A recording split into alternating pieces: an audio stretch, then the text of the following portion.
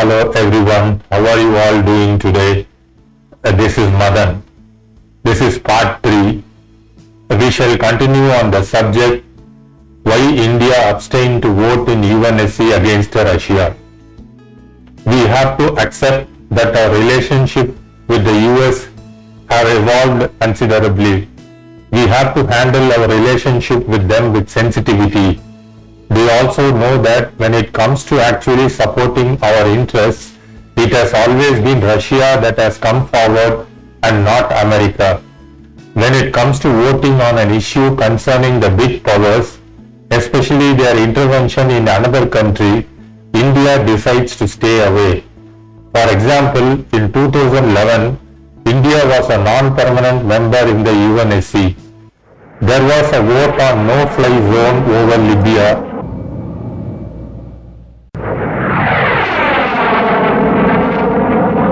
And India decided to abstain. Russia and China also abstained from voting. Harsh Pant of Observer Research Foundation says that in a world where political dynamics have changed majorly over the last 7 decades, the one important and constant relationship India has had is with Russia, that is, formerly the Soviet Union. That relationship is largely based on military cooperation. India has developed far deeper economic and people-to-people linkages with the Western world over the decades. But the strength of India-Russia relationship has remained the same. The Western world knows that there is only this much they can expect from India. They cannot push India beyond a point. Russia has stood by India on the international platform, whether it was rooting for a membership in the nuclear suppliers group or for a permanent seat in the UNSC. Both membership has still not been granted to India, mainly because of China.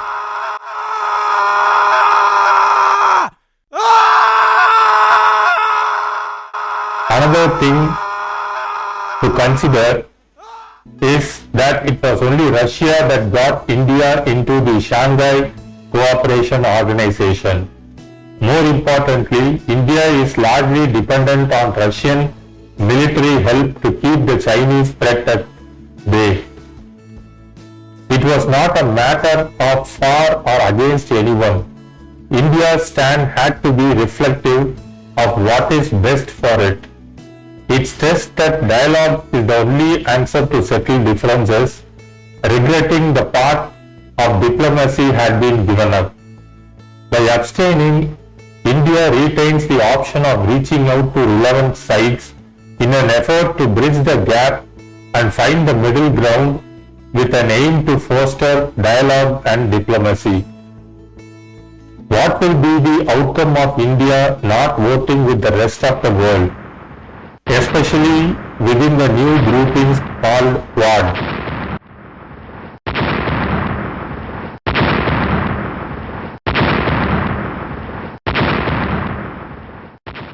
Mr. Pant says that the West knows India's position. Therefore, the US let go the S-400 anti-missile deal for India, but imposed sanctions on the sale when it came to Turkey. So far, they have understood, but if the situation changes drastically over the coming weeks, we may see the US invoking CAATSA, C-A-A-T-S-A.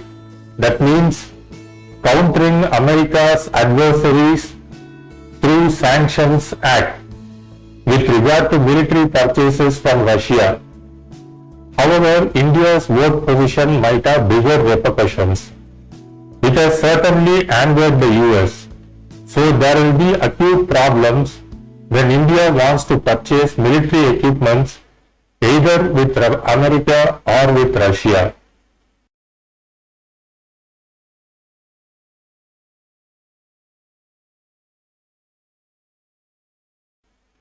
A bigger worry for India, however, beyond this vote, is the long-term effect of Russia's isolation from the world. The more isolated Russia gets, the more it will lean closer to China. It is definitely not in India's interest. Will India be back in a situation like 1972 when the Chinese invasion saw India left completely to itself? India's stand on voting is interesting. In its first points, it actually condemns the invasion, yet it finally abstains from it. Is it trying to keep everyone happy? Will it succeed? And to what extent? We have to wait and see, and only time will tell what repercussions India will face. But if you ask my personal opinion, I am strongly against war. Be it any war. War destroys everything.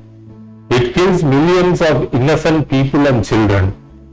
Hasn't mankind realized that war is evil even after reading history books about so many wars that has happened in the past? Why is history repeating itself? One man or a very small group of people declare war and millions of lives are lost. Thanks for watching all the 3 episodes of this series. Please like, comment, subscribe, and most importantly, share this video to all your friends and family. Thanks once again. Bye and take care.